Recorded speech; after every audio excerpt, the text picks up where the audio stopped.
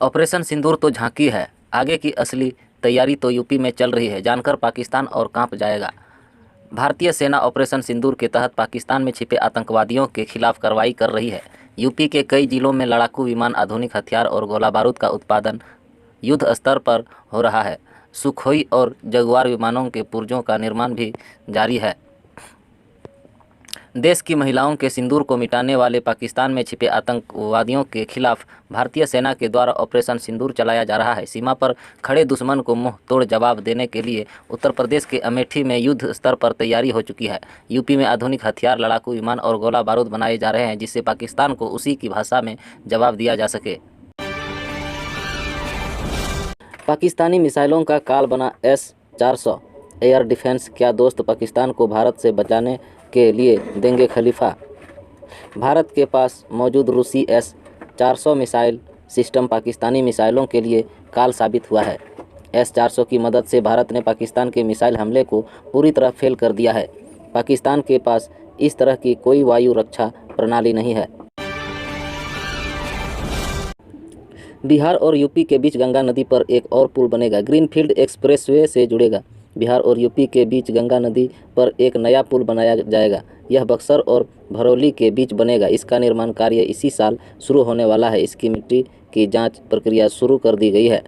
बिहार और उत्तर प्रदेश को जोड़ते हुए गंगा नदी पर एक और नया पुल बनाया जाएगा। बक्सर, बिहार और बरौली यूपी के बीच तीन लेन के नए पुल की कवायद शुरू हो गई है। यह पूर्वांचल के साथ ही ग्रीनफील्ड एक्सप्रेसवे को जोड़ेगा।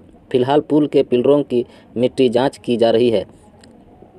कंस्ट्रक्शन कंपनी ACS इंफ्राटेक 1 से 1.5 महीने तक 170 फीट बोरिंग कर मिट्टी के नमूने जांच के लिए नई दिल्ली भेजी जाएगी। वहां से जांच प्रक्रिया पूरा होने के बाद पुल निर्माण का कार्य धरातल पर शुरू हो जाएगा। वर्तमान में मिट्टी जांच का कार्य यूपी के बरौली की तरह चल रहा है। बिहार के इस सीट से चुनाव लड़ेंगे बहुबाली नेता राजन तिवारी। पार्टी के नाम का भी किया ऐलान। बिहार विधानसभा चुनाव 2025 से पहले राजनीतिक हलचल तेज हो गई है और पश्चिम चंपारण की नरकटियागंज सीट इस बार खास चर्चा में है। वजह है कि पूर्व विधायक राजन तिवारी, जिन्होंने भारतीय जनता पार्टी भाजपा के टिकट पर चुनाव लड़ने का ऐलान कर राजनीति तापमान बढ़ा दिया। बिहार में लिथियम पोटास की खुदाई जल्द, 4 ब्लॉक की नीलामी पूरी। बिहार में लिथियम और पोटास का बड़ा भंडार खोजा गया है। अभी तक इसे जुड़े 4 ब्लॉकों की नीलामी पूरी हो चुकी है। जल्द ही इन ब्लॉकों में खुदाई का काम शुरू होगा। केंद्रीय कोयला एवं खाद्य राज्य मंत्री सतीश चंद्र बाबू ने कहा कि बिहार में लिथियम और पोटास का बड़ा भंडार खोजा गया है। अभी तक इससे जुड़े 4 ब्लॉकों की नीलामी पूरी हो चुकी है। जल्द ही इन ब्लॉकों में खुदाई का काम शुरू होगा। शुक्रवार को तारामंडल सभागार में बिहार के खनिज संसाधनों की खोज एवं निवेश के अवसर पर आयोजित विशेष कार्यशाला में केंद्रीय खान राज्य मंत्री ने कहा कि भारत सरकार 2047 तक खनन सामग्रियों में आत्मनिर्भर बनने की दिशा में काम कर रही है। इसके लिए खनन क्षेत्र में राज्य सरकारों के साथ ही निजी क्षेत्र को भी प्रोत्साहित किया जा रहा है। बिहार के इन 3 जिलों में होमगार्ड फिजिकल परीक्षा स्थगित। बिहार में होमगार्ड भर्ती के अंतर्गत शारीरिक दक्षता परीक्षा की प्रक्रिया 30 अप्रैल से आरंभ हो चुकी है। अब तक राज्य के कई जिलों के लिए एडमिट कार्ड जारी किए जा चुके हैं और संबंधित जिलों का फिजिकल टेस्ट कार्यक्रम भी जारी किया जा चुका है। इन सभी जिलों में फिजिकल टेस्ट निर्धारित समय के अनुसार आयोजित किया जा रहा है।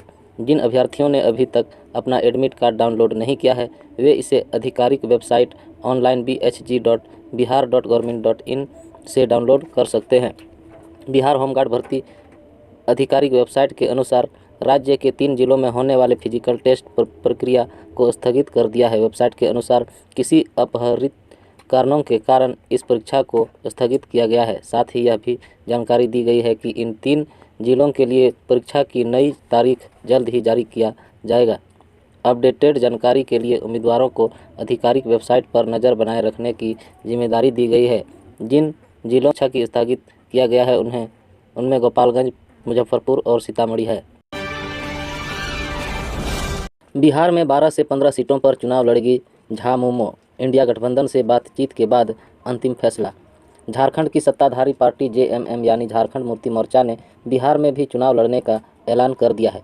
पार्टी 12 से 15 सीटों पर चुनाव लड़ने की तैयारी कर रही है। हालांकि अंतिम फैसला इंडिया गठबंधन के सहयोगियों से चर्चा के बाद ही लिया जाएगा। झामुमो के महासचिव और प्रवक्ता विनोद कुमार पांडे ने कहा, हमारी पार्टी राज्य की 12 से 15 सीटों पर चुनाव लड़ सकती है।